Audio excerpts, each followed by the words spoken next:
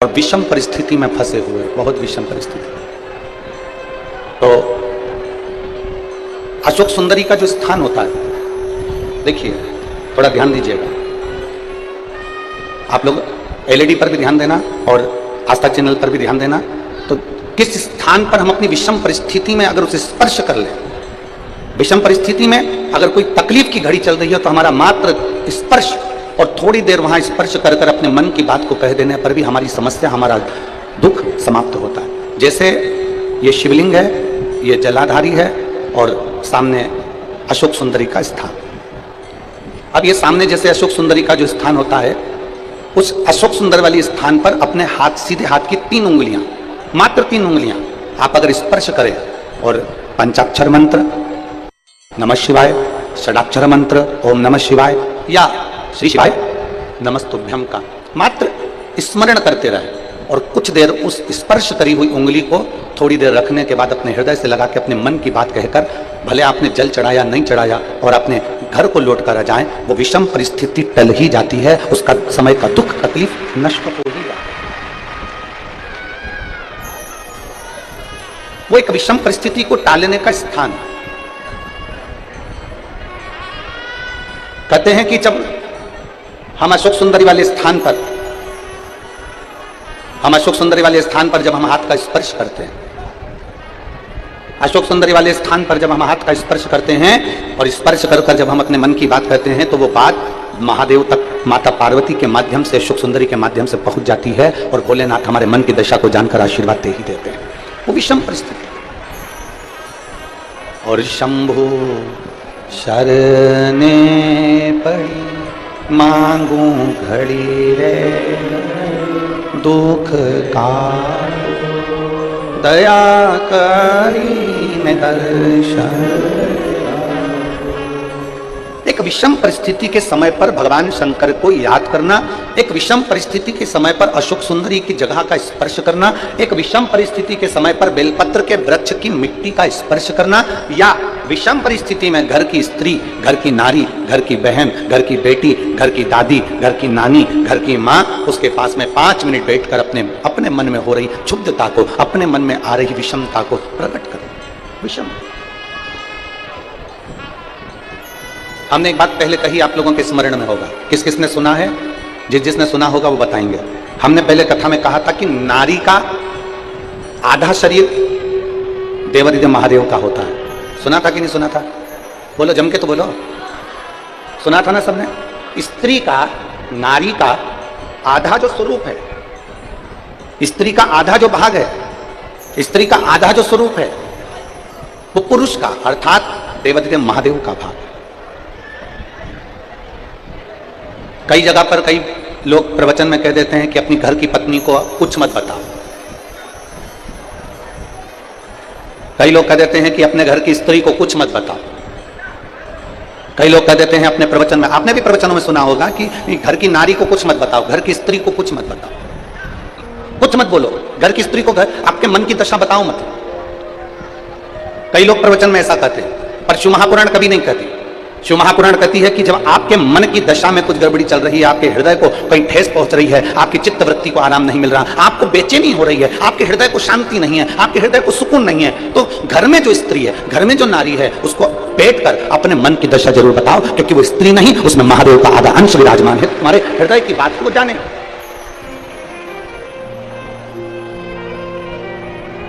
आपके हृदय की मनोदशा को वो पहचाने,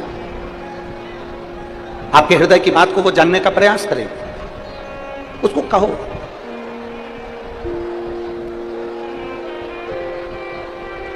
ज्यादातर लोगों की आदत रहती है पत्नी को क्या बताना, घर की नारी को क्या बताना, घर की स्त्री को क्या बताना। अगर नारी को बताएंगे, स्त्री को बताएंगे तो वो ज्यादा टेंशन में ले लेगी, और टेंशन लेगी तो मुझे भी टेंशन दे देगी। स्त्री को क्या बताना, नारी को क्या बताना, क्या बताना। और शिव महापुराण की कथा कहती है, हलाहल जब विष आया, पहले भी आपने कथा का स्मरण किया कि समुद्र का मंथन हुआ,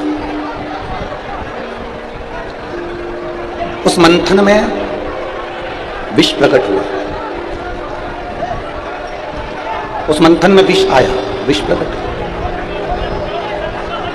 और जब मंथन में विष प्रकट होता है तो उस विष को ले जाकर भगवान देवादिदेव महादेव को दिया जाता है, भगवान शंकर को दिया। भगवान शंकर उस विष को हाथ में लेकर अपने मुख से पीने ही तुरंत पीने वाले थे, तुरंत। जो विष मंथन में निकलकर सम्मुख में आया है, जो विष प्रकट हुआ है, वो विष देवादिदेव महादेव की साक्षी में पहुंचा है और भगवान शंकर की साक्षी में पहुंचकर वो विष भगवान शंकर अपने हाथों में लेकर पीने वाले हैं। भगवान शंकर उसको पीने वाले हैं। और भगवान देवादिदेव महादेव जब वो विष पीने वाले हैं और उनके हाथों में विष का पात्र है, विष का कटोरा है और पी रहे हैं, और मां जगतजननी माता पार्वती जी अपने पति के स्वरूप को देख रही है। हमने पहले भी एक बार कथा में कहा था कि कितनी भी विषम परिस्थिति आ जाए, कितनी भी विषम, उस विषम परिस्थिति में केवल एक नारी, उस विषम परिस्थिति में केवल एक स्त्री, उस विषम परिस्थिति में एक स्त्री, एक नारी एक ऐसी होती है जो उस विषम परिस्थिति में, चाहे वो आपके घर की माँ हो, आपके घर की बहन हो, आपके घर की बेटी हो, आपके घर की धर्म पत्नी हो, आपके घर की बुआ हो, आपके घर की काकी हो, आपके घर की नानी हो, आपके घर की दादी हो, कोई भी आपकी विषम परिस्थिति में जब सामने विषम परिस्थिति आकर खड़ी होती है, उस जगह पर अगर कोई मार्ग ना सूझे, उस जगह पर अगर कोई मार्ग ना मिले, कोई मार्ग आपकी बुद्धि में आई ना रहा हो, तब घर की नारी के पास में, घर की स्त्री के पास में 5 मिनट बैठो और उनसे अपने मन की बात कहो, जरूर कोई ना कोई हल निकल कर सामने आ ही जाता है, कोई ना कोई हल जरूर आए, कोई ना कोई हल आपके सम्मुख में निकल कर आएगा। हलाहल जब विष आया, हलाहल जब विष आया, देवादिदेव महादेव के हाथ में वो विष का पात्र है, भगवान शंकर के हाथ में विष का पात्र है, और देवादिदेव महादेव उस विष को पीने वाले थे, और पार्वती जी देख रही थी। पति का चेहरा, अपने स्वामी का चेहरा, अपने पति का चेहरा पार्वती जी देख रही थी। और माता पार्वती जी ने जो पति का चेहरा देखा, और देखते से माता पार्वती उनके करीब में पहुंच गई, उनके नजदीक, उनके पास में। और माता पार्वती जी जैसे ही भगवान देवादिदेव महादेव के नजदीक में पहुंची और भगवान शंकर के पास दौड़कर माता पार्वती जी पहुंची, दौड़कर। और पहुंचते से ही माता पार्वती जी ने शंकर जी के चेहरे की दशा देखकर भोलेनाथ जी से पूछा कि तुम्हारे हाथ में क्या है, तुम्हारे हाथ में ये है क्या? मेरा निवेदन, आस्था चैनल पर जितनी माताएं कथा सुन रही हो, भाई कथा सुन रहे हो, मेरे जीजा मेरी जीजियां कथा सुन रही हो, फेसबुक यूट्यूब पर सुन रहे हो या इस पंडाल में बैठकर सुन रहे हो, आपसे भी निवेदन, जरा विचार करिएगा। आपका पति, आपके घर का कोई पुरुष, आपके घर का कोई पिता, आपके घर का कोई दादा, आपके घर का कोई पुरुष हाथ में जहर की पुड़िया लेकर खाएगा तो आप मना करोगे कि नहीं करोगे? जम के तो बोलो जरा, अरे जम के बोलो जरा, करोगे ना कि तुम जहर क्यों खा रहे हो, विष क्यों पी रहे हो, जहर क्यों, विष क्यों? ऐसी कौन सी विषम परिस्थिति फंस गई जो तुम ये विष पी रहे हो, ये जहर खा रहे हो? ऐसा हुआ क्या है?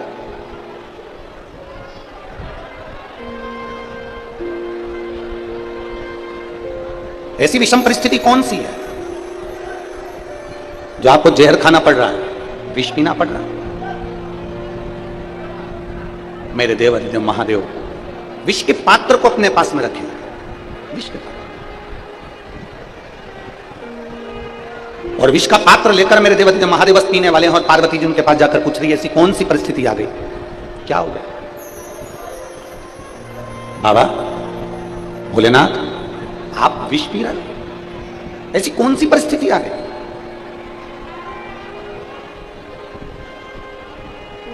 घर का लड़का, घर का पुरुष, घर का पिता, घर का भाई, घर का बेटा, घर का पुरुष अगर जहर खाने को तैयार होता है ना, विष पीता है ना, तो वो ये नहीं जानता कि ये विष केवल तू अकेला नहीं पी रहा है, ये विष तू तो पीकर मर जाएगा, पर तेरे पीछे जो पूरा परिवार जुड़ा है वो भी मरे के बराबर हो जाएगा। वो नहीं समझता इस चीज, वो इस चीज का स्मरण नहीं कर पाता, वो इन बातों को ध्यान नहीं दे पाता। और उसको ध्यान दिलाने वाली केवल एक घर की नारी होती है, एक स्त्री होती है, एक मां होती है जो ध्यान दिलाती है। शंकर भगवान के हाथ में विष का पात्र आया, देवादिदेव महादेव विष पीने वाले थे, माता पार्वती दौड़ कर आई और शंकर जी के सामने आकर खड़ी हो गई। ऐसा क्या, ऐसा क्या जो आपको विष पीना पड़ रहा है? आपको शंकर भगवान कहते हैं ये मंथन में निकला हुआ विष है और समुद्र मंथन में निकला हुआ विष है, इस विष को मुझे पीना ही पड़ेगा। किसके लिए पी रहे हो? किसके लिए? ये विष किसके लिए? शंकर भगवान कहते हैं कि सारे देवताओं के हित के लिए, सारे संसार के हित के लिए मुझे ये विष पीना पड़ेगा। पार्वती जी कहती हैं इससे संसार का हित नहीं हो रहा, आपके हृदय में संपूर्ण ब्रह्मांड समाया हुआ है। अगर आप विष पियोगे तो ब्रह्मांड में जितने भी जीव जंतु हैं, जितने जलचर हैं, जितने थलचर हैं, जितने संसार के जीव जंतु आपके हृदय में निवास करते हैं, ये संपूर्ण ब्रह्मांड जो आपके हृदय में निवास करता है, विष पीते से ही सारे जीव जंतु विषैले हो जाएंगे और मर जाएंगे। अगर वो विष कंठ से नीचे उतर गया तो हृदय से होता हुआ उदर में जाएगा और उदर में संपूर्ण ब्रह्मांड का भरण पोषण है, संपूर्ण ब्रह्मांड।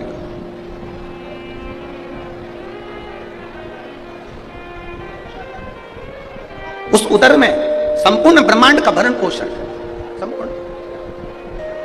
और यदि वो विष उस ब्रह्मांड के भरण पोषण में जाएगा तो भी जीव नष्ट हो जाएगा, तो भी संसार नष्ट हो जाएगा। तो भगवान शंकर हाथ में विष लिए हुए हैं और पार्वती जी से पूछते हैं अब इस विष का मैं करूं क्या? इस विष का मैं क्या करूं? इस विष का मैं करूं तो करूं क्या? माता पार्वती जी कहती हैं आप विष पियो, मैं कंठ में बैठकर इस विष को झेल लूंगी, और कंठ में रहकर अगर मैंने विष को झेल लिया, इस विष को मैं नीचे नहीं उतरने दूंगी, क्योंकि पूरा ब्रह्मांड विषैला हो जाएगा, पूरा संसार नष्ट हो जाएगा, पूरा ब्रह्मांड, पूरा संसार। दुनिया के लोग कहते हैं सबसे ज्यादा जहर घर के पुरुष को पीना पड़ता है, सबसे ज्यादा दुख घर के पुरुष को झेलना पड़ता है, सबसे ज्यादा तकलीफ घर के पुरुष को झेलना पड़ती है। पर शिव महापुराण की कथा कहती है सबसे ज्यादा दुख और तकलीफ अगर कोई झेलती है तो घर में रहने वाली नारी झेलती है, स्त्री झेलती है। एक स्त्री, एक घर में रहने वाली नारी, घर में रहने वाली मां, घर में रहने वाली पत्नी, घर में रहने वाली बहन, घर में रहने वाली बेटी, घर में रहने वाली दादी, घर में रहने वाली नानी, वो जितना दुख वो झेलती है उतना दुख संसार में कोई नहीं झेल सकता, कोई। चलो मेरी जीजियों, उत्तर देना आप लोग। 16 सोमवार का व्रत कौन करता है, पुरुष की स्त्री? जम के बोलते जाओ जरा, स्त्री। वैभव लक्ष्मी का व्रत कौन करता है? स्त्री। तीज का व्रत कौन करता है? चतुर्थी का व्रत कौन करता है? छठ का व्रत कौन करता है? स्त्री। सोमवार मंगलवार बुधवार कौन करता है? स्त्री। अब इसको क्या पड़ी? तुमको पढ़ा क्या आखिर कि तुम व्रत कर रही हो? तीज का व्रत करो, चतुर्थी का व्रत करो, पंचमी का व्रत करो, छठ का व्रत करो, हरतालिका तीज का व्रत करो, इसका व्रत करो, उसका व्रत करो, तुम्हें क्या पड़ी? पर केवल एक नारी, एक स्त्री ऐसी होती है जो व्रत भी करती है तो खुद के लिए नहीं करती, अपने पति, अपने बच्चे, अपने परिवार के हित के लिए करती है। एक स्त्री भी व्रत कर रही है तो परिवार के हित के लिए करती है। अगर उसने व्रत भी किया है तो अपने परिवार के, अपने कुटुंब के हित के लिए करा, परिवार। मां जगत जननी माता पार्वती कंठ पर आकर बैठ गई, कंठ। हृदय में पूरा ब्रह्मांड समाया है मेरे देवादिदेव महादेव के, पूरा। पार्वती जी बैठी और हमारा विश्वास कहता है इतनी चिलचिलाती हुई धूप में 46-47 टेम्परेचर में ये लाखों की संख्या में आप लोग आए हो और इसमें सबसे ज्यादा संख्या मेरी माताओं की, मेरी जीजियों की है, सबसे ज्यादा। और मेरी जीजियों की, मेरी माताओं की संख्या सबसे ज्यादा है। तो मैं आप जितनी मेरी जीजी आई है ना, ये कथा सुनने भी आई है ना, तो केवल अपने अकेले के उद्धार के लिए नहीं आई हैं, अपने परिवार के उद्धार के लिए आई हैं। केवल अपने अकेले के लिए नहीं, संपूर्ण परिवार के उद्धार के लिए।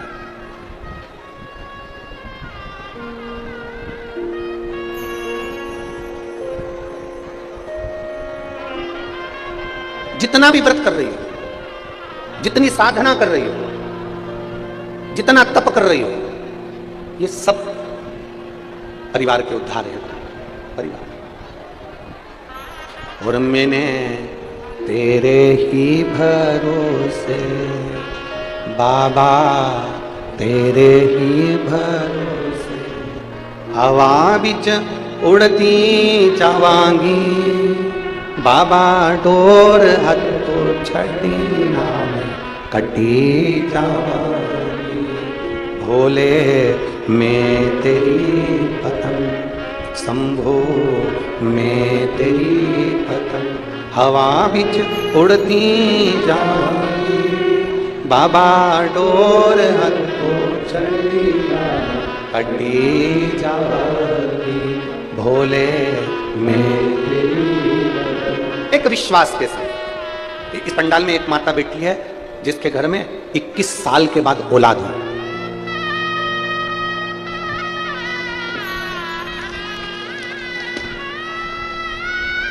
ललिता साहू, नंद कुमार साहू, गणेश नगर, जामुल, भिलाई, छत्तीसगढ़। अब हम आपसे पूछे, जितनी माताएं बैठी हैं, मेरी जीजियां बैठी हैं, आप बताओ ईमानदारी से, 21 साल शादी को हो जाए और औलाद नहीं हो तो आशा रहती है क्या फिर? अरे बोलो तो जम के।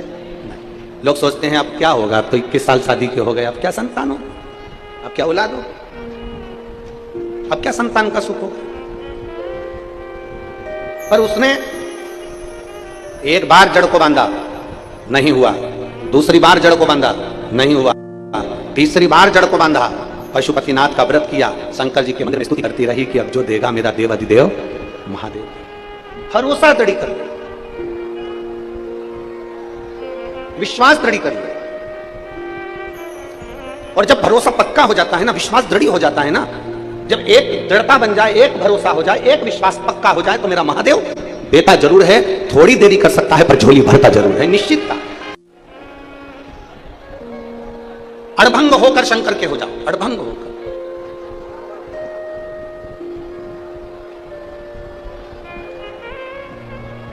समर्पण शिव पुराण है, उस समर्पण शिव पुराण का एक एक अंश याद रखना। समर्पण किसको कहते हैं? कि अपने भीतर के सारे विकारों को, अपने आप को भगवान के भरोसे छोड़ देना। और मेरे बाबा दया करना,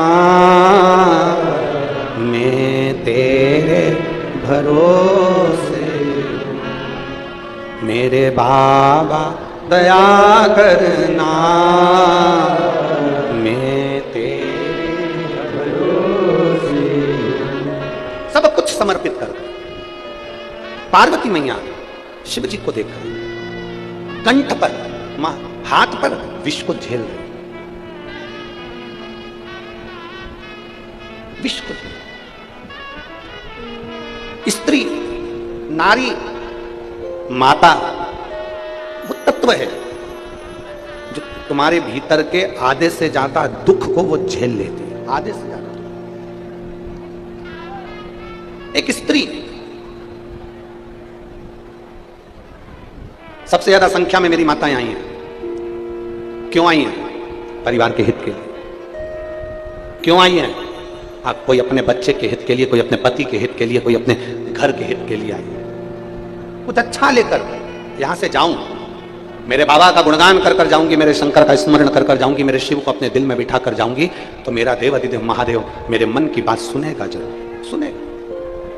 थोड़ा पीछा पकड़ना पड़ेगा, थोड़ा। कई माताएं कहती है कि हमने एक बार पशुपति का व्रत कर लिया गुरुजी, मेरा काम नहीं हुआ। हमने कहा ठीक है, फिर मैंने दूसरी बार भी करा, मेरा काम नहीं हुआ। एक माँ ने पत्र में लिखा है,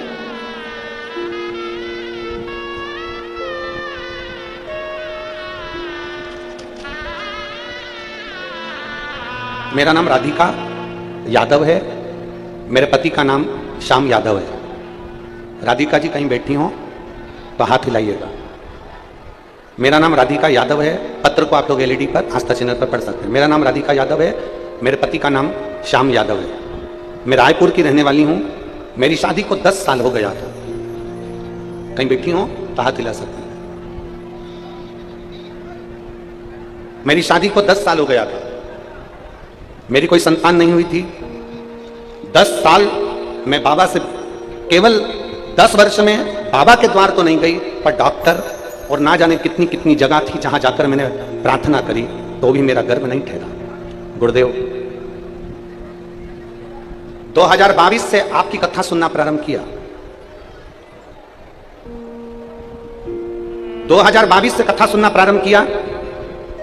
आपने पशुपतिनाथ व्रत करने का बोला, सफेद आंकड़े की जड़ बांधने का बोला, मैंने सब कुछ किया। मेरी संतान नहीं। गुरुदेव, अब उस बहन ने जो लिखा है वो जरा लाइन पर आप स्मरण करिएगा। अगर आस्था चैनल पर पढ़ रहे हो तो उसने लिखा, पशुपति व्रत किए, हो सकता है कि बहुत सारी गलतियां हो गई हो, इसलिए मेरे बाबा ने मेरी गोदी नहीं भरी, हो सकता है।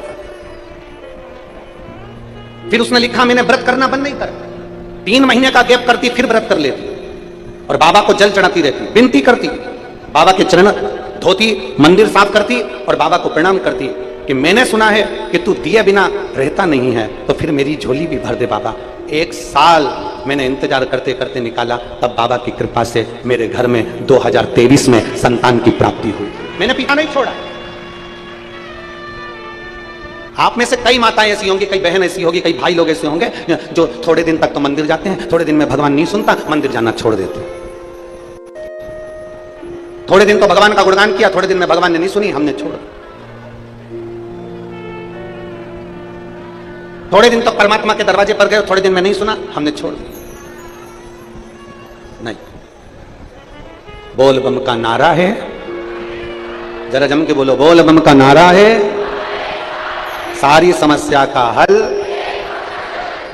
थोड़ा पीछा पकड़ना पड़ेगा, थोड़ा पीछा।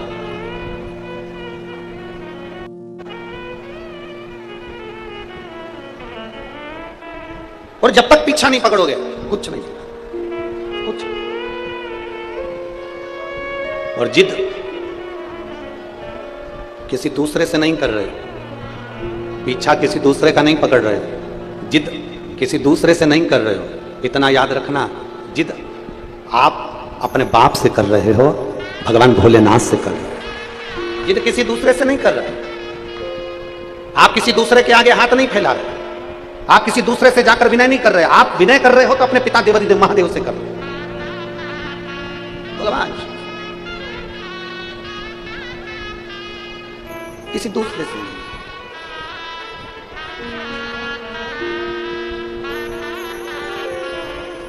और रिश्ता तेरा मेरा सबसे प्यारा, रिश्ता तेरा मेरा सबसे प्यारा, तू मेरा बाबा, मैं हूँ तेरा लाला, मैं हूँ तेरा लाला, तू मेरा बाबा, मैं हूँ तेरा लाला, मैं हूँ तेरा लाला। किसी दूसरे से जिद नहीं है।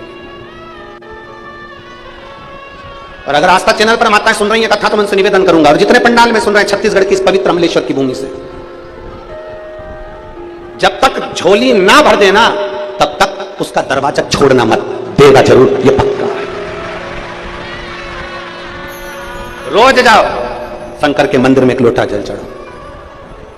अपने नजदीक में शिव महापुराण की कथा हो तो उसको सुनने के लिए जाओ। करोड़ों गुना पुण्य इकट्ठा होता है, तब जाकर ये कथा होती है। करोड़ों। अगर आज ये पवन जी खंडेलवाल हैं, विशाल खंडेलवाल हैं, और ये मोनू साहू जी हैं, और सागर खंडेलवाल जी हैं, अगर ये कथा करवा रहे हैं तो इनका तो पुण्य है, पर साथ में अमलेश्वर की पवित्र भूमि पर जितने भक्त रहते हैं इनका भी पुण्य है। इनका पुण्य है, तब ये कथा हो रही है।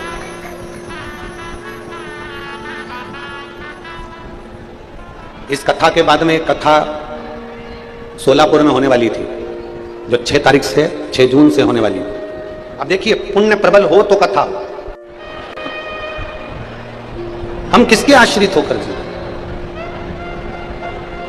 जैसे रात को सोते समय सारा सामान पड़ा रहता है और हमारा ध्यान नहीं दे पाते, क्योंकि वो हम जानते हैं कि हम घर के अंदर हैं, हमारा सामान सेफ है, हम घर के अंदर हैं, दरवाजा लगा है, कुंडी लगी है, सारा सामान हमारा पड़ा हुआ है, कोई लेकर नहीं जाएगा। उसी तरह जब तक ये मानव का शरीर है, जब तक ये मनुष्य का शरीर है, तब तक ये मान कर चलो कि हमें भोलेनाथ के आश्रित होकर जीना है, कि वो है तो हमें कोई चिंता नहीं।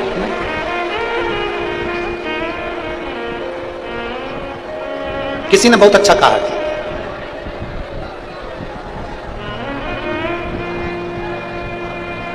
कोई कहे अमीर को रोते देखा है, अमीर को रोते देखा, गरीब को रोते देखा, अमीर को रोते देखा, गरीब को रोते देखा, केवल एक शंकर का भक्त ऐसा था जिसे इस कली काल में भी मुस्कुराते देखा। केवल एक महाकाल का भक्त ऐसा है जिसको इस कली काल में, इस कलयुग में भी मुस्कुराते देखा। इस कलयुग शिव का भक्त, शंकर ओ घड़ी का भक्त, हड़भंगा भक्त मुस्कुराते। कली काल में अगर ये संसार सागर में दुख किसी का कम नहीं है, संसार सागर में ढेरों दुख है, पर शंकर पर जो भरोसा कर लेते हैं, शिव पर जो आश्रित हो जाते हैं, शंकर के भरोसे जो जीना चालू कर देते हैं, उनके चेहरे पर प्रसन्नता बनी रहती है, उनके चेहरे पर मुस्कुराहट बनी रहती है, उनके चेहरे पर एक आनंद की राशि बनी रहती है, मुस्कुराते। शिव कथा कर रही है, शिव महापुराण। जरूरी नहीं कि आप शंकर को पहचान सकोगे। संसार में जन्म लेने वाला मनुष्य इतनी जल्दी शंकर को पहचान नहीं सकता, शिव को जान नहीं सकता। आप जब टीवी खोलेंगे तो टीवी खोलने पर भी आपको मालूम पड़ेगा तो कोई ना कोई शंकर की निंदा करने वाला मिलता ही रहेगा। आप जब टीवी खोलेंगे तब कोई ना कोई शिव की निंदा करने वाला मिल जाएगा। शंकर को जल मत चढ़ाओ, शंकर का चढ़ा हुआ मत खाओ, शंकर पर पानी मत चढ़ाओ, शिव मंदिर मत जाओ, ये तो शिवलिंग है, कहाँ तुम जल चढ़ाने जा रहे हो, कहाँ आचमन कर रहे हो। लोग निंदा करेंगे क्योंकि शिव को पहचाने नहीं है।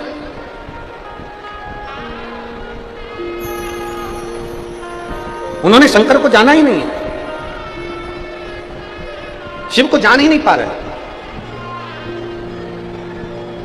और जिस दिन भगवान देवादिदेव महादेव को पहचान गए, जिस दिन, और केवल एक सांसारिक मनुष्य से ही मतलब नहीं है। आप शिव महापुराण को उठाकर देखेंगे तो भगवान ब्रह्मदेव भी शंकर जी को नहीं जान पाए थे, और ब्रह्मा जी ने भगवान विष्णु से पूछ लिया था तुम्हारे पिता कौन है। भगवान नारायण ने कह दिया था मेरे पिता भगवान शंकर हैं। जैसे ही कहा शंकर, हाँ, जैसे ही शिव जी का नाम लिया तो तुम्हारे पिता को हम देख कब पाएंगे। एक बड़े सारे पर्वत को घुमाना प्रारंभ करा, घर्षण करना प्रारंभ करा, पर्वत में से अग्नि का खंभ प्रकट हो गया, प्रथम शिवलिंग प्रकट हो गया, शिवलिंग प्रकट हुआ, और प्रथम शिवलिंग प्रकट हुआ तो शिवलिंग को दुनिया के लोग तो जान नहीं सकते,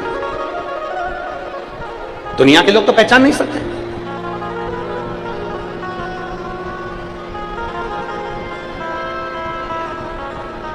जरा विचार करिएगा, 33 कोटि देवी देवताओं में सबसे सरल देव अगर कोई है तो जम के बोल दो जरा, कौन है? महादेव। एक लोटा जल चढ़ाया, स्पर्श किया, उतने में उसने कृपा कर दी, उतने में कृपा कि वो खड़ी। ब्रह्मदेव नहीं पहचानता, ब्रह्मा नहीं पहचानता। कोई जरूरी नहीं है कि संसार में जन्म लिया हर व्यक्ति शिव को जान सके। बहुत ध्यान दीजिएगा, सूर्य की रोशनी ओस की बूंद को भी मोती बना देती है। ओस की बूंद सूर्य की रोशनी में चमकती है और मोती जैसी प्रतिबिंब होती है। ओस की बूंद सूर्य की रोशनी का संग पकड़ती है तो मोती जैसी चमकने लगती है, और पृथ्वी पर जन्म लेने वाला मनुष्य जब शंकर के शिवलिंग का स्पर्श करता है तो वो भी हीरे जैसा चमकने लगता है। वो हीरे। मात्र स्पर्श, हीरे जैसा, मात्र स्पर्श। आप में से कितने लोग हैं जो शंकर जी को एक लोटा जल चढ़ाने जाते हैं? जरा हाथ उठाओ जरा। बहुत बढ़िया, प्रणाम आपको। हर हर। बहुत बहुत साधुवाद, आपके चरणों को नमन करता हूं, प्रणाम करता हूं। और अपने अड़ोस में, अपने पड़ोस में और अपने धड़ोस में जितने लोग रहते हैं सबसे कहा करो, एक लोटा जल शंकर के मंदिर में जरूर चढ़ाया करो, जरूर। कोई लेट बनता है, कोई जल्दी बनता है, शंकर को जल चढ़ाने वाला एक दिन से जरूर बनता है, वो देगा, निश्चित है। ब्रह्मा जी समझ नहीं पाए, ब्रह्मदेव नहीं जान पाए, ब्रह्मा जी की समझ में नहीं आया। तुम्हारे पिता कौन है? भगवान नारायण ने कहा शिव मेरे पिता हैं, शंकर मेरे पिता हैं। भगवान नारायण एक मिनट का संकोच नहीं करे, और एक मिनट का बिना संकोच के नारायण ने कह दिया शंकर मेरे पिता हैं। कोई तुमसे पूछे कि तुम शंकर को क्या मानती हो, कोई तुमसे पूछे कि तुम शिव को क्या मानती हो, तो छाती ठोक कर कहना शंकर मेरे पिता हैं, शिव मेरे बाप पिता हैं।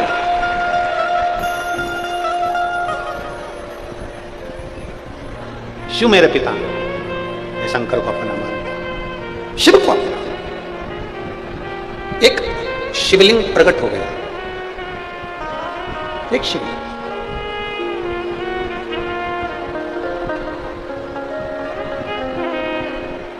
और जैसे ही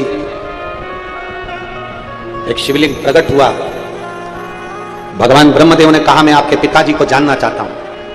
इस शिवलिंग का सिर कहां है, चरण कहां है, मैं देखना चाहता हूं। नारायण चरण देखने के लिए गए, ब्रह्मा जी शीश देखने के लिए गए, नारायण को चरण नहीं मिले, लौट कर वापिस आ गए। ब्रह्मा जी शीश देखने के लिए चढ़ते गए, चढ़ते गए, चढ़ते गए, केतकी का फूल तोड़ लाए, गौ माता का संग लेकर आ गए। भगवान देवादिदेव महादेव के शिवलिंग के सामने झूठ बोल रही है गौ माता कि ब्रह्मा जी को शंकर भगवान का शीश मिल गया।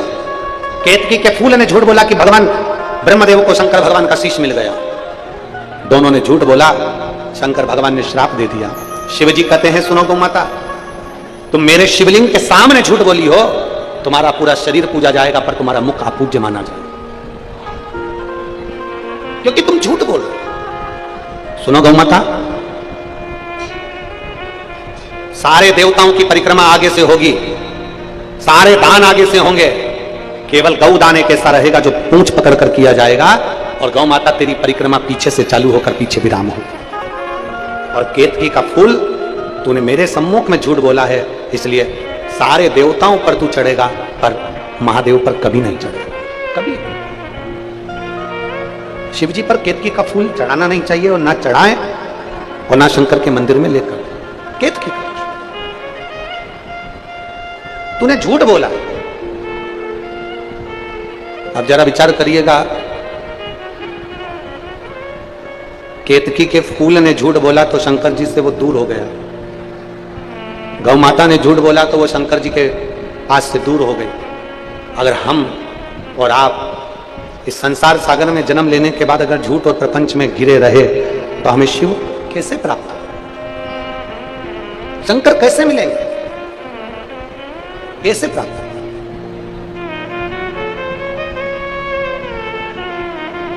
प्रयास करो, पाप कर्म से थोड़ी सी दूरी हो जाए, असत्य से हमारी दूरी हो जाए, झूठ से हमारी दूरी हो जाए, प्रपंच से हमारी दूरी हो जाए, दिखावे से हमारी दूरी हो जाए। आज का समय बड़ा विचित्र है, लोग अगर एक व्यक्ति को कुछ दान भी देते हैं ना तो 50 बार दिखावा कर देते हैं कि हमने इतना दिया। दिखावे से दूरी करो।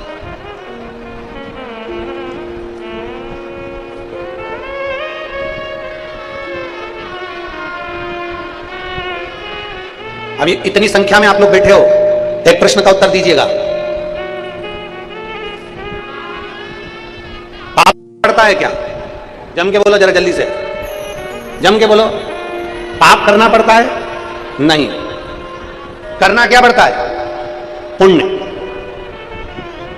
पाप करना पड़ता है? नहीं। करना क्या पड़ता है? पुण्य। पुण्य करना पड़ता है, पाप करना नहीं पड़ता। पाप तो अपने आप हो जाता है, उसको करने की जरूरत ही नहीं पड़ती, अपने आप होता है। पुण्य करना पड़ता है, पाप करने की जरूरत नहीं पड़ती, पाप अपने आप होता है। कुछ अच्छा कर रहे थे, झूठ बोल दिए, कुछ बहुत अच्छा करने का प्रयास किया, गलत काम हो गया, किसी के लिए अपशब्द निकल गया, ताने निकल गए, गलत काम हो गया, अड़भंग आड़े टेढ़े संबोधन निकल गए। हम तो यहाँ तक कहते हैं, ये शिव महापुराण की कथा अमलेश्वर में हो रही है, हम तो यहाँ तक कहेंगे प्रयास करना, बन सके इस कथा में अपने हाथ से स्पर्श कर इस कथा को अच्छा करने का प्रयास करना। कथा हो रही है, इसमें हाथ बढ़ाकर अच्छा करने का प्रयास करो। और अगर कथा होते होते में बीच बीच में अगर कहीं तुम अपनी टांग अड़ाओगे ना, तो एक दिन बिना टांग के रह जाओगे। इसलिए हाथ आगे बढ़ाओ और कथा को अग्रसरता दो।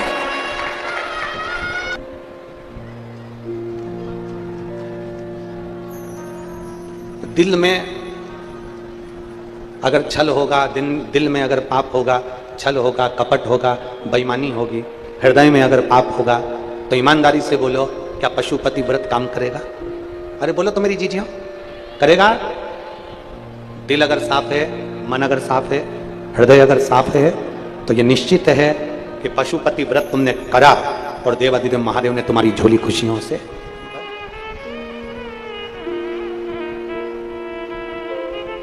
शिव महापुराण की कथा कहती है, अगर दिल में किसी के पाप है, दिल में किसी के पाप है, हृदय में अगर निंदा भरी हुई है, दिल में अगर निंदा भरी, चुगली भरी, बेईमानी भरी, एक दूसरे के प्रति ईर्ष्या भरी है, कपट भरा है, किसी के प्रति तुम अपशब्द बोल रहे हो, ताने दे रहे हो, और अगर निंदा भरी है, कपट भरा है, अपशब्द भरे हैं तुम्हारे अंदर, किसी दूसरे के प्रति ईर्ष्या का भाव भरा है, तो आप उस व्यक्ति के मुख से तुम कितना भी प्रवचन सुन लो, उस व्यक्ति के मुख से कितना भी भजन सुन लो, उस व्यक्ति के मुख से कितनी भी कथा रामायण सुन लो, उस व्यक्ति के मुख से कितना भी कीर्तन सुन लो, तुम्हें उस कथा का कोई असर तुम्हारे ऊपर होगा ही नहीं। कथा का असर नहीं हो सकता। और फिर निवेदन करूंगा इस व्यासपीठ के माध्यम से, कथा सुनने के लिए जाओ, कथा श्रवण करने के लिए जाओ, और कोई व्यास वक्ता अपनी व्यासपीठ से अगर किसी की निंदा कर रहा है, कोई व्यास वक्ता अपनी व्यासपीठ से अगर किसी के लिए अपशब्द कह रहा है, तो उसी समय पर खड़े होकर हाथ जोड़कर निवेदन कर कहिए, महाराज जी, हम भागवत रामायण गीता सुनने के लिए आए हैं, हम कथा सुनने के लिए आए हैं, हम किसी की निंदा सुनने के लिए नहीं आए, आप हमें निंदा मत सुनो। ये हमारा फर्ज है, ये अपना फर्ज है। आप किस लिए आए हो? भगवान की गुणगान सुनने के लिए। आप किस लिए आए हो? भगवान की कथा सुनने के लिए। आप किस लिए आए हो? भगवान शंकर को अपने भीतर विश्वास को प्रकट करने के लिए, भगवान शंकर के विश्वास को अपने भीतर प्रबल करने के लिए, भगवान शंकर की भक्ति को अपने भीतर विश्वास को प्रकट करने के लिए हम कथा में जाते। ब्रह्मा जी झूठ बोल रहे, अपशब्द कह रहे, आड़ा टेढ़ा बोल रहे, क्रोध आ गया देवाधिदेव महादेव, पैर का नख तोड़कर फेंका, काल भैरव प्रकट हो गए। काल भैरव से कहा, जाओ ब्रह्मा जी का जो मुख झूठ बोल रहा है, निंदा कर रहा है, उस मुख को काट दो। जो मुख निंदा कर रहा है, जो मुख झूठ बोल रहा है, उसको काट दो। शिव महापुराण की कथा कहती है, भगवान विष्णु ने देवऋषि नारद के मुख से शंकर की निंदा सुनी थी, तो भगवान विष्णु को घोड़े का मुंह लग गया था, हयग्रीव अवतार हो गया। देवऋषि नारद ने शंकर जी की निंदा करी थी, तो उनको बंदर का मुख लग गया। इसलिए अभी कथा में आपको कहा, अगर कोई व्यास वक्ता, कोई अपनी पुराण वक्ता अगर अपनी पुराण पर बैठकर किसी की निंदा करे, किसी के लिए अपशब्द बोले, तो पहले हाथ जोड़कर निवेदन करो, महाराज हम कथा सुनने के लिए आए हैं, निंदा सुनने के लिए आए हैं। कोई निंदा में डूबने वाला मिल जाए तुमको, और तुम्हें कथा के माध्यम से या अन्य चीजों के माध्यम से केवल निंदा कर रहा हो, केवल अपशब्द कह रहा हो, तो ऐसो के मुख से कथा सुनने का भी कोई सार्थक नहीं, कभी नहीं सुनना। निंदा को श्रवण नहीं करना है, ना निंदा करना है, ना सुनना। बोल बम का नारा है। हम क्यों निंदा सुने, हम क्यों निंदा करें, हमें क्या करना निंदा से, हमें क्यों सुनना। और मेरी जीजियों, केवल फलहार करने से उपास नहीं होता। मेरे जीजाओं, केवल फरियाल खाने से उपास नहीं होता, फलहार करने से उपास नहीं होता। शिव महापुराण कहती है, एक उपास और है, वो उपास है किसी की निंदा नहीं करना और निंदा नहीं सुनना। ये भी व्रत है, ये भी उपास है, ये भी व्रत है, ये भी उपास है। ना हम निंदा सुनेंगे ना निंदा करेंगे। ब्रह्मा जी ने निंदा कर दी, ब्रह्मा जी ने अपशब्द कह दिया, काल भैरव प्रकट होकर ब्रह्मा जी के सिर को काट दिए, सिर लुढ़कता लुढ़कता गया, ब्रह्मा जी के शरीर से रक्त निकलता रहा, शीश में से जो रक्त निकल रहा था उससे कर्मनाशा नदी प्रकट हो गई। ऐसी नदी भारत की भूमि पर उत्तर प्रदेश में आज भी वो नदी बहती है कर्मनाशा, जिसमें चिड़िया भी पानी नहीं पीती, जिसमें कुत्ता भी पानी पीने नहीं जाता, वो कर्मनाशा नदी आज भी उत्तर प्रदेश में बह रही है। उस कर्मनाशा नदी के घाट पर लिखा है, ये कर्मनाशा है, इसमें हाथ ना धोइए, ये कर्मनाशा है, इसमें पांव ना धोइए, ये कर्मनाशा है, इसमें स्नान ना करिए। कर्मनाशा नदी जिसका जल आज भी शरीर पर लग जाता है तो 71 पीढ़ी में अगर किसी ने पुण्य करा होता है तो वो पुण्य समाप्त हो जाता है और उस पर पाप कर्म लिप्त हो जाता है। कर्मनाशा ब्रह्मा जी के रक्त से प्रकट हो, ब्रह्मदेव को। अब जरा विचार करो, झूठ बोलने वाले, गलत बोलने वाले के रक्त से नदी प्रकट हो गई जिसको जीव जंतु तक पानी नहीं। विचार करिए जरा।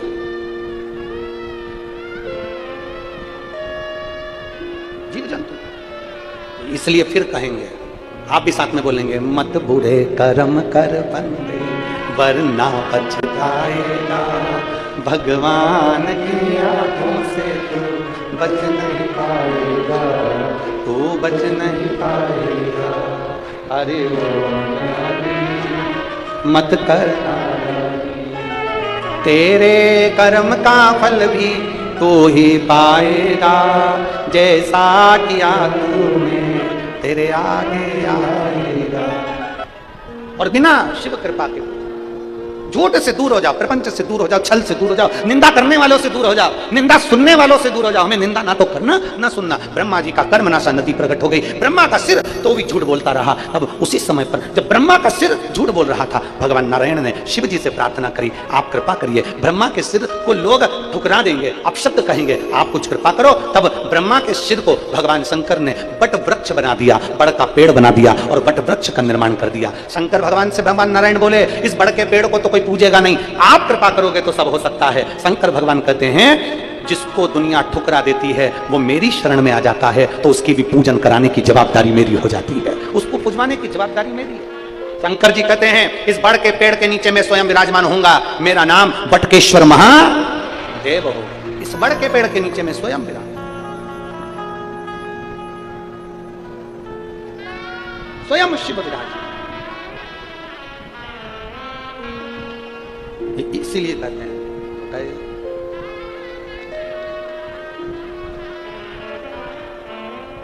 अरे मिलना बड़ा जरूरी,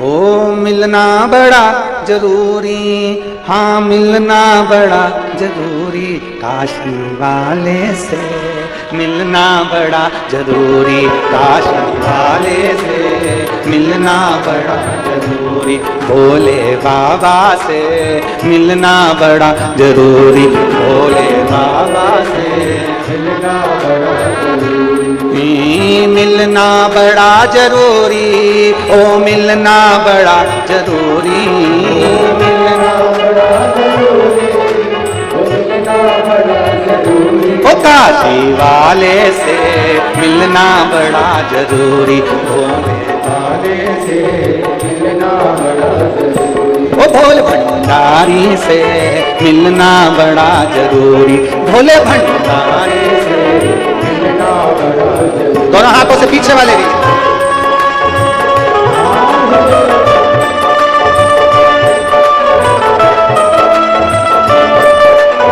शंभो।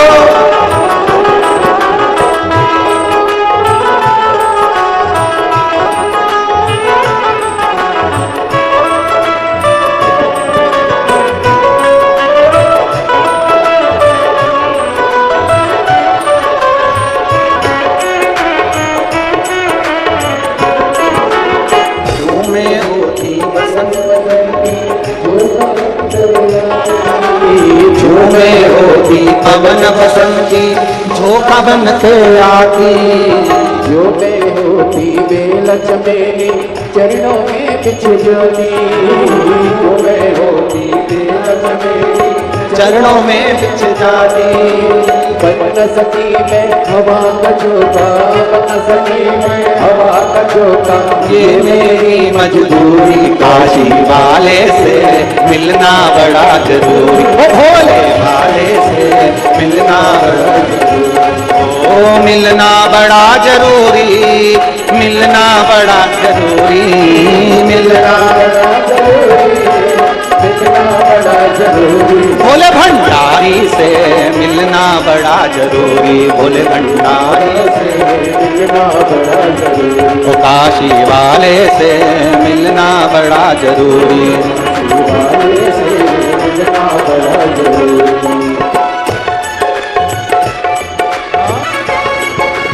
जो में होती कारी बदरिया चमचम नीर बहाती, जो में होती कार बदलिया चमचम नीर बहाती, जो में होती कारी बदरिया चमचम नीर बहाती, जो में होती कार बदलिया चमचम नीर बहाती।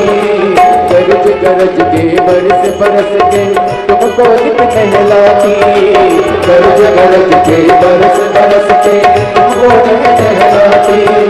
बन सकी में कार बदलिया, बन सकी में कार बदलिया। ये मेरी मजबूरी, काशी वाले से मिलना बड़ा जरूरी, काशी वाले से मिलना बड़ा जरूरी, ओ भोले बाबा से मिलना बड़ा जरूरी, भोले बाबा से मिलना बड़ा जरूरी, ओ मिलना बड़ा जरूरी, मिलना बड़ा जरूरी, मिलना बड़ा जरूरी, मिलना बड़ा जरूरी। ओ काशी वाले से मिलना बड़ा जरूरी, काशी वाले से मिलना बड़ा जरूरी, भोले भंडारी से मिलना बड़ा जरूरी, भोले भंडारी से मिलना बड़ा जरूरी, ओ काशी वाले से मिलना बड़ा जरूरी।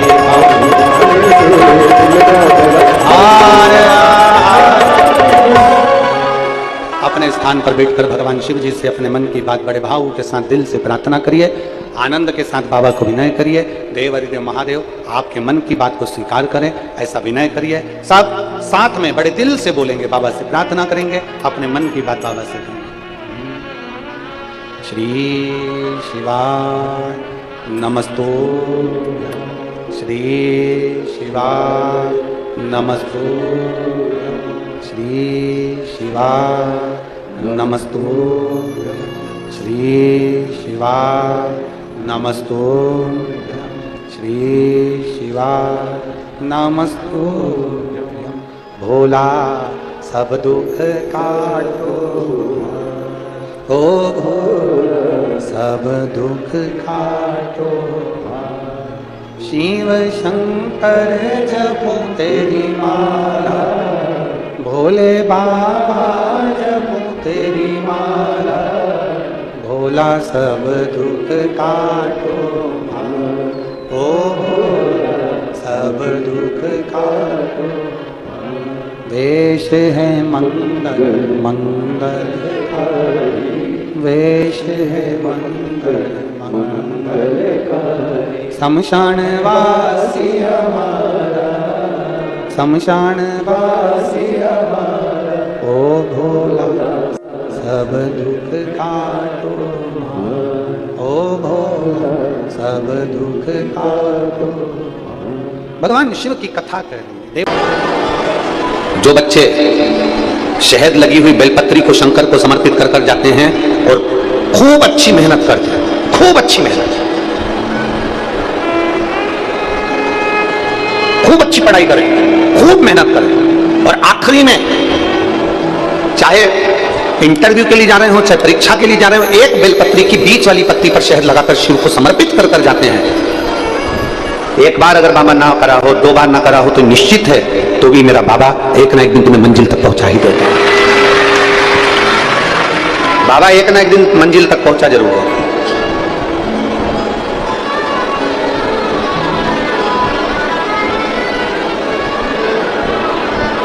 आपकी लगन, आपकी मेहनत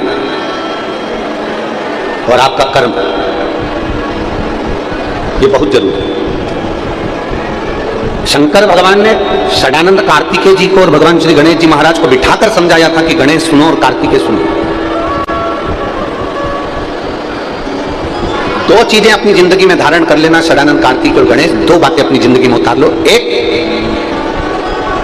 मेहनत मत छोड़ो, कर्म मत छोड़ो, और दूसरा, बुरी संगत में मत बैठो, संगत अच्छी बैठो। और जो शंकर भगवान के शब्द थे वो शब्द आपकी जिंदगी में उतारिएगा। एक, पानी की बूंद, गरम तवा है, तवा बहुत गरम है जिस पे तुम रोटी सेकते हो, कढ़ाई गरम है, तवा गरम है, बर्तन गरम है। एक पानी की बूंद उस तवे पर डाल दीजिए, एक पानी की बूंद कढ़ाई में डाल दीजिए। गरम कढ़ाई में, गरम तवे पर जब पानी की बूंद गिरती है तो वो पानी की बूंद समाप्त हो जाती है। बोलो सही है कि गलत है? मेरी जीजियों ने तो कई बार तवे पर, कढ़ाई पर पानी डालकर देखा होगा तो वो पानी समाप्त हो जाता है। गरम तवे पर, गरम कढ़ाई पर एक पानी की बूंद डालोगे तो पानी समाप्त हो जाएगा। वही पानी की बूंद कमल के पुष्प के ऊपर पड़ जाती है, सूर्य की रोशनी में चमकती है तो वो एक हीरे जैसी चमक पा जाती है। वो पानी की बूंद गरम तवे पर पड़ी, समाप्त हो गई। पानी की बूंद कमल के पुष्प पर पड़ी, फूल पर पड़ी, वो चमक गई। और वही पानी की बूंद सीप में पड़ी तो मोती बन गई। वही पानी की बूंद सीप के अंदर गई, मोती बन गई। शिव महापुराण की कथा कहती है ये आपके ऊपर निर्भर करता है कि आप किस संगत में बैठ रहे हो। गरम तवे पर बैठोगे अर्थात किसी गलत व्यक्ति की संग में बैठोगे, किसी गलत व्यक्ति की संगति में बैठोगे तो ये निश्चित है कि वो गलत संगति वाला तुमको बिगाड़ कर रख देगा, तुम्हारी जिंदगी नाश कर देगा। पानी की बूंद गरम तवे पर पड़ी तो पानी की बूंद समाप्त हो गई, पानी की बूंद कमल के पुष्प पर पड़ी तो चमक गई। अर्थात किसी अच्छे व्यक्ति का संग पाओगे तो तुम भी एक ना एक दिन चमक जरूर जाओगे। और तुम उस पानी की बूंद से समझ लें कि सीप के अंदर चली जाती है तो वो पानी की बूंद भी एक दिन मोती बन जाती है। अर्थात आपकी संगत, आपका व्यवहार, आपकी अनुकूलता, आप कहां बैठ रहे हैं, किस जगह पर बैठ रहे हैं, किसके साथ बैठ रहे हैं, ये देखा जाता है। किसके साथ बैठ रहे हैं?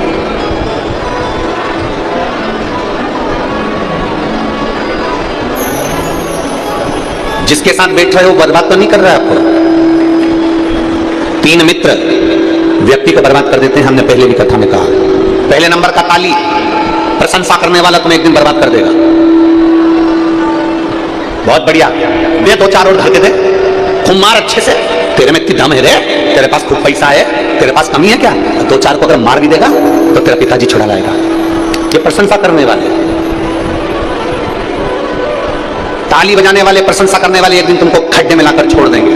ताली मित्र, थाली मित्र, होटल में खिलाने वाले एक दिन तुझे बर्बाद कर कर छोड़ देंगे।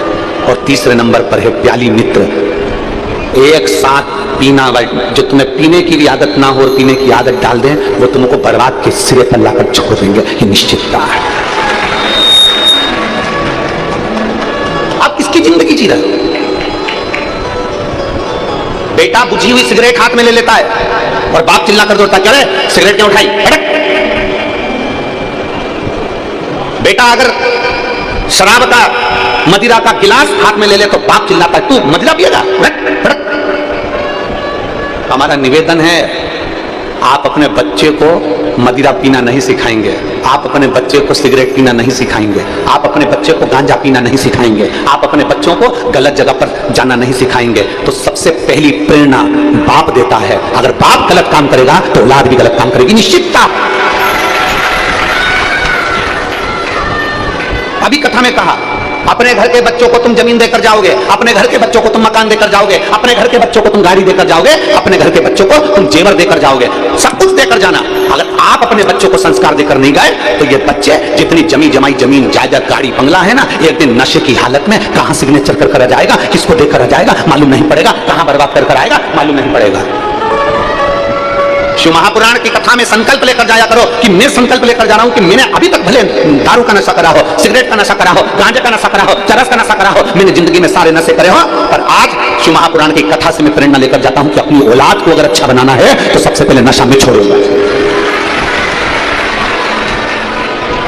अपनी औलाद को अगर अच्छा बनाना है तो सबसे पहले नशा में छोड़ूंगा। ये प्रेरणा लेकर जाओ। थोड़ा समय लगेगा, थोड़ा आदत में लाने के लिए समय लगता है। जैसे कल पुलिस कर्मियों ने, ट्रैफिक पुलिस वालों ने लिखा है 21 दिन का चैलेंज, अर्थात तुम 21 दिन हेलमेट लगाओगे तो तुम्हारी आदत में आ जाएगा, 21 दिन तुम ये सीट बेल्ट बांधोगे तुम्हारी आदत में आ जाएगा, 21 दिन तुम ट्रैफिक नियम का पालन करोगे तुम्हारी आदत में आ जाएगा। अर्थात हम भी आपको कहते हैं 21 दिन तक मदिरा छोड़ कर दे, 21 दिन तक दारू छोड़ कर दे, तेरी आदत में आ जाएगा, पूरी सुधरेगा, तेरा परिवार भी सुधरेगा। अपने बच्चों को हम गर्त में लेकर जा रहे हैं, अपने बच्चों को हम गलत मार्ग की ओर लेकर जा रहे हैं। आस लगाकर बैठे हैं कि मेरा बेटा मेरी सुनेगा। निवेदन है, जरूर सुनेगा अगर आप गलत संगति से परे हो गए तो। बच्चों को जमीन दो, जायदाद दो, गाड़ी दो, बंगला दो, सत्ता दो, सब कुछ दो, पर उसके साथ में उसको संस्कार भी दीजिए। बच्चों को सारी दुनिया की चीज दीजिए, पर उसके साथ में आपका पुण्य भी दीजिए।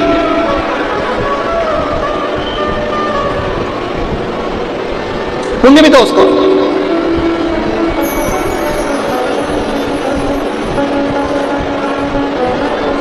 कई लोग कहते हैं जिंदगी में बहुत गम है ना गुरुजी, बहुत दुखी हूं इसलिए मैंने पी ली, बहुत दुखी था इसलिए पी ली। फिर जिंदगी में बहुत खुशी आई तो क्या खुशी में पी ली। गम में तुम्हें मदिरा की दुकान याद आती है, खुशी में तुम्हें मदिरा की दुकान याद आती है। जिस दिन तुम्हें गम में और खुशी में महादेव का मंदिर याद आना चालू हो जाए, समझ लेना कि मेरा घर सुधर रहा है। गम में भी कोई घाटा लग गया, कोई तकलीफ हो गई तो लोगों ने कह दिया मेरे को गम था, मेरा पैसा खा गया इसलिए मैं गम में पी गया ना। गम में भी, तकलीफ में भी अगर तुम्हें शंकर का मंदिर याद आए, और खुशी में भी, आज मेरे बेटे का जन्मदिन है, आज मेरी शादी की सालगिरह है, आज मेरा एंजॉय का दिन है, और खुशी में भी जिस दिन तुम्हें महादेव का मंदिर याद आए, समझ लेना कि तुमने अपने बच्चों को अच्छा संस्कार देना प्रारंभ कर दिया। मेरे गम में और मेरी खुशी में मेरा महादेव मेरे साथ में, मेरे दुख में मेरे सुख में मेरा महादेव मेरे साथ में है। और कोई तुमसे आकर कह दे शंकर के मंदिर जाना छोड़ दो, कोई तुमसे आकर कह दे कि शंकर की कथा में जाना छोड़ दो, कोई तुमसे कह दे कि शंकर के मंदिर में जल चढ़ाना छोड़ दो, इतना याद रखना, जो तुमसे कहे कि मंदिर जाना छोड़ दो, सबसे पहले उसके घर पर जाना छोड़ देना, उसके मुख देखना छोड़ देना, और उसका पास जाना छोड़ देना। जो तुमसे कहे कि शंकर के मंदिर मत जाओ, जो तुमसे कहे शंकर का जल मत पियो, जो तुमसे कहे शंकर के चौखट पर मत जाओ, जो तुमसे कहे महापुराण में मत जाओ, सबसे पहला काम करना उसके घर जाना छोड़ देना, उसका मुंह देखना छोड़ देना, उसके पास बैठना छोड़ देना। क्योंकि गलत संगति में पड़ गया वो आपको अच्छी जगह जाता नहीं देख सकता, आपको उन्नति की ओर जाता नहीं देख सकता। ये दुनिया बड़ी विचित्र है जी। सावधान रहना मेरे अमलेश्वर वालों, सावधान रहना। दुकानों पर जाओगे ना, कोई तुम्हें टोकने वाला नहीं होगा। मॉल में घूमोगे ना, कोई तुम्हें टोकने वाला नहीं होगा। विदेश में घूमोगे ना, कोई तुम्हें टोकने वाला नहीं होगा। फिल्म देखने जाओगे ना, कोई तुम्हें टोकने वाला नहीं होगा। गलत काम करोगे ना, कोई तुम्हें टोकने वाला नहीं होगा। पर मंदिर जाना चालू करोगे तो 10 लोग टोकने वाले मिलेंगे, 10 लोग मिलेंगे तुम्हें टोकने वाले। तुम मदिरा पीने जाओ, कोई नहीं टोकेगा। गलत काम करने जाओ, कोई नहीं टोकेगा। टाकीज में फिल्म देखने जाओ, कोई नहीं टोकेगा। तुम गलत काम करो, तुम्हें कोई नहीं टोकेगा। पर अगर तुम अच्छा काम करना चालू करोगे, रोज कथा सुनने जाओगे, रोज मंदिर में जल चढ़ाने जाओगे, तो दुनिया के लोग तुम्हें टोकना चालू कर देंगे। ये चली सती सावित्री, ये चली सियोरवाला गुरुजी की चली, ये चली भगवान का भजन करने वाली, दिन भर मंदिर में बैठी रहती है। लोग टोकना चालू करेंगे कि दुनिया की आदत है, आप गलत काम करो कोई नहीं टोकेगा। और खुश होंगे, अच्छा है, खूब पी और पी, तेरे बाप के पास इतनी दौलत है, बर्बाद कौन करेगा, तू ही तो करेगा, और पी और पी और पी। ये दुनिया है।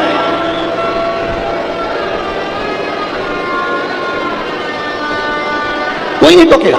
फिल्म देखने जाओ, बोला ईमानदारी से बोला, आप लोग कभी टाकीज में गए हो फिल्म देखने के लिए, किसी ने टोका तुमको कि फिल्म मत देखा करो, फिल्म मत जाया करो? आप लोग रायपुर में बड़े बड़े मॉल में घूमने के लिए जाते हो, उस मॉल में किसी ने टोका? या मॉल में काय को आते हो, मॉल में मत जाया करो, दुकान पर मत आया करो, कोई ने टोका? टोकेंगे तो केवल एक बात के लिए टोकेंगे, क्या करोगे कथा में जाके? गर्मी बहुत तेज पड़ रही है, धूप बहुत तेज पड़ रही है, बहुत ऐसा हो रहा है, क्या करोगे कथा में जाकर? क्या करोगे मंदिर जाकर? मंदिर जाने की कोई अपनी उम्र है? जब बुढ़े हो जाएंगे तब मंदिर जाएंगे, बुढ़े हो जाओगे तो हाथ कांपेंगे, नेत्रों से दिखाई नहीं देगा, पूरा की पूरा सोफा सेट निकल जाएगा।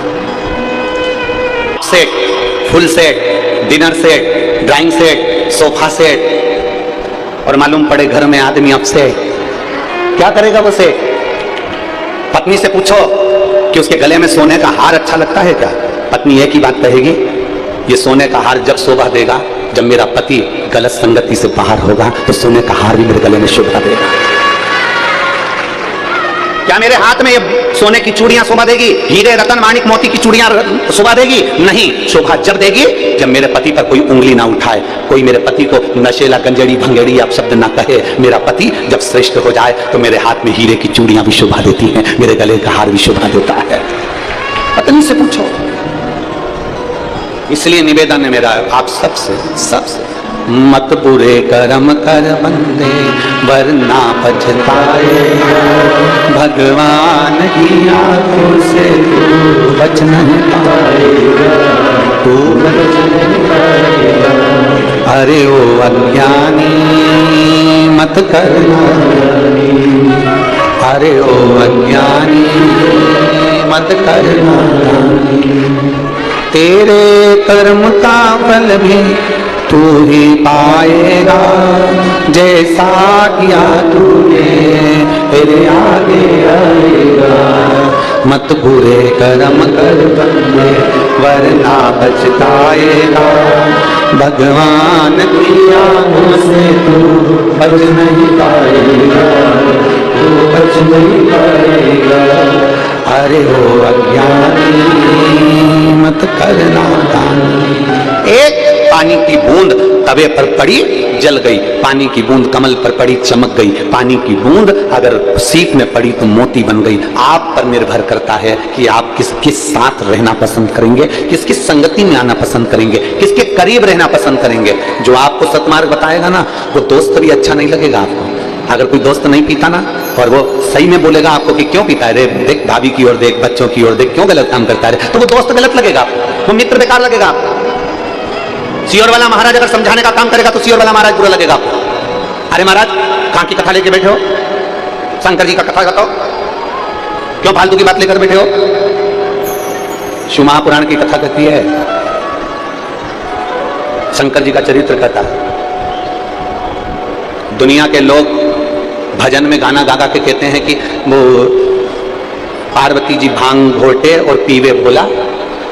कई लोग कहते हैं पार्वती जी भांग घोटती हैं, शंकर जी भांग पीते हैं। पर शिव महापुराण में कहीं नहीं लिखा कि पार्वती जी ने भांग घोटी है और शंकर जी ने पी है, कहीं नहीं। महादेव का चरित्र कह रहा है, एक विश्वास की जागरूकता रखी, एक भरोसे की दृढ़ता रखी। भगवान शंकर का नाम बटकेश्वर महादेव पड़ गया। ब्रह्मा विष्णु महेश तीनों प्रकट हुए, तीनों का आनंद समाहित हुआ। और जोरदार ताली बजाएं ब्रह्मा विष्णु महेश के लिए। आज